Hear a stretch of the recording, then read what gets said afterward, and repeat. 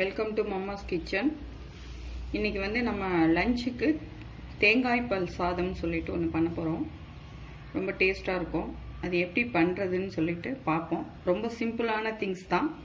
அது போட்டு நல்லா டேஸ்ட்டாக ஒரு சாப்பாடு செய்வோம். குக்கர் அடுப்பில் வச்சாச்சு.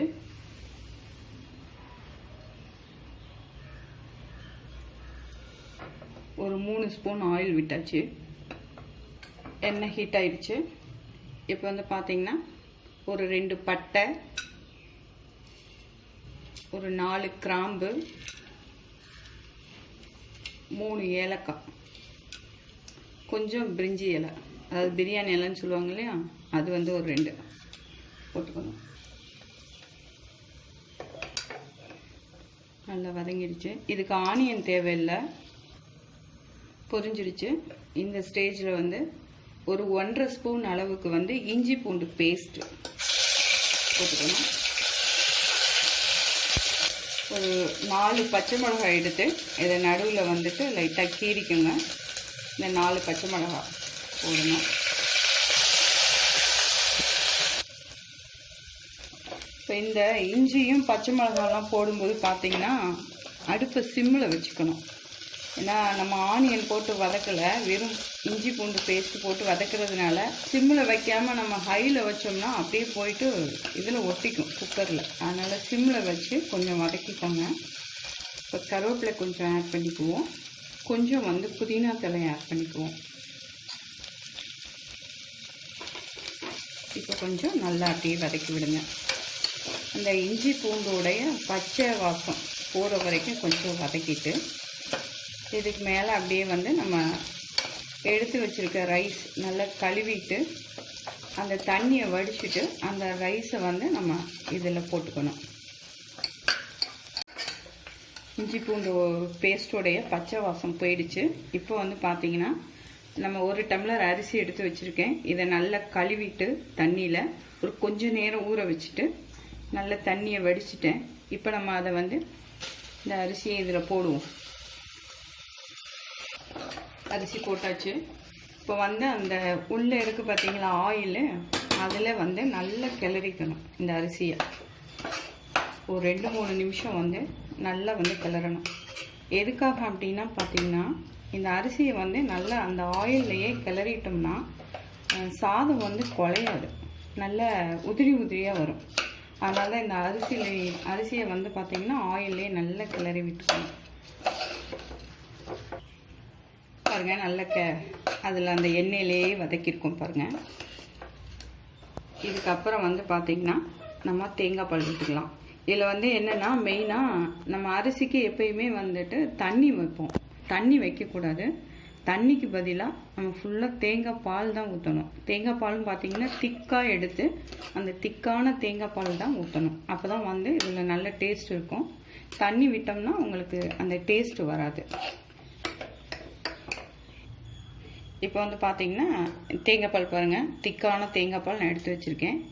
இது வந்து பார்த்தீங்கன்னா 1 கிளாஸ் அரிசிக்கு 2 கிளாஸ் வந்துட்டு நான் தேங்காய் பால் எடுத்து வச்சுருக்கேன். இந்த தேங்காய் பால் வந்து இந்த டைமில் நம்ம இங்கே இதில் போட்டுக்கணும். தேங்காய் பால் விட்டாச்சு. இப்போ வந்து கொஞ்சம் ஸ்டவ்வோடைய ஹீட் வந்து கொஞ்சம் ரைஸ் பண்ணிக்குவோம். இது வரைக்கும் வந்துட்டு சிம்மில் வச்சு தான் நான் எல்லாமே பண்ணினேன். இப்போ வந்து கொஞ்சம் ஹை ஃப்ளேமில் வச்சுக்கலாம். வச்சுட்டு நல்லா கிளறி விட்டுக்கோங்க. தேவையான அளவு வந்து நான் கல்லுப்பு போட்டுக்கிறேன். மோஸ்ட்லி வந்து நீங்கள் சமையலுக்கு கல்லுப்பை யூஸ் பண்ணுங்கள். தூளுப்பை விட வந்து கல்லுப்பு ரொம்ப நல்லது உடம்புக்கு. இந்த உப்பு போட்டுட்டேன். போட்டு நல்லா கிளறியாச்சு. இப்போ இதை வந்து பார்த்திங்கன்னா மூடி வச்சு ஒரு 3 விசில் மட்டும் விட்டால் போதும்.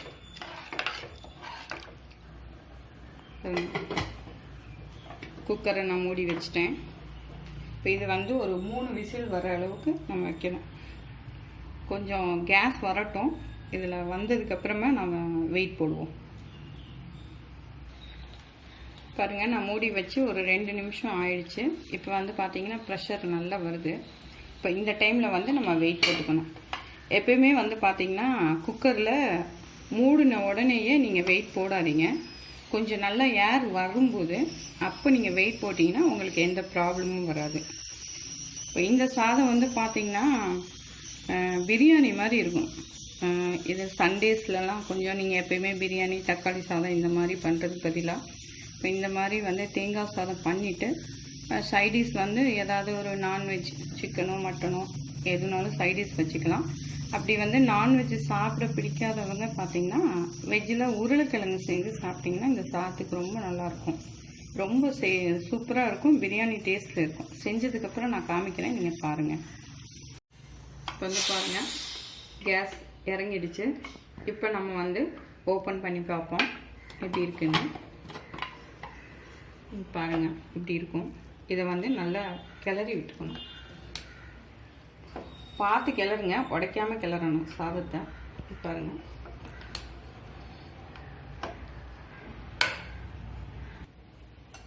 கொஞ்சம் மல்லித்தலை போட்டுக்குவோம். இந்த சூடில் போட்டுட்டு அப்படியே கிளறி விட்டுக்கலாம்.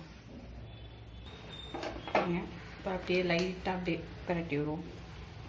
ரொம்ப போட்டு கிளறிடாதீங்க, சாதம் அப்படியே உடஞ்சிரும். நம்ம அந்த ஆயிலில் வந்து பார்த்திங்கன்னா கிளறிட்டு ஆயில்லையே கொஞ்சம் நேரம் கிளறணும். பார்த்தீங்களா, அந்த ஆயிலே கொஞ்சம் வெந்ததுனால எவ்வளோ சாஃப்டாக உதிரியாக வந்திருக்குன்னு பாருங்கள். இவ்வளோதான், நம்ம இந்த சாதம் ரெடி ஆயிடுச்சு. இது வந்து பார்த்திங்கன்னா நம்ம அப்படியே நல்ல வாசனை வருது. எனக்கு இங்கே கிளறும் போதே பார்த்திங்கன்னா நல்ல வாசனை வருது. வாசனை மட்டும் இல்லை, நல்ல டேஸ்ட்டாக இருக்கும். ரெண்டாவது, வயிறு புண்ணு உள்ளவங்க வந்து இந்த மாதிரி தேங்காய் சாதத்தை நீங்கள் செஞ்சு சாப்பிட்டிங்கன்னா வயிறு புண்ணெல்லாம் ஆற்றிடும். ரொம்ப சத்தான ஒரு சாதம். ட்ரை பண்ணி பாருங்கள். நான் இதை வந்து உங்களுக்கு ஒரு பிளேட்டில் மாற்றிட்டு எப்படி இருக்குன்னு காமிக்கிறேன். பாருங்கள், நம்ம ஒரு பிளேட்டுக்கு மாற்றிட்டோம். நல்ல உதிரி உதிரியாக சூப்பராக இருக்குது. இதுக்கு வந்து நீங்கள் ஆனியன் பச்சடி வச்சு சாப்பிட்டாலும் சூப்பராக இருக்கும். இதை செஞ்சு பாருங்கள், ட்ரை பண்ணி பாருங்கள், நல்லா சாப்பிடுங்க, சந்தோஷமாக இருங்க. நன்றி.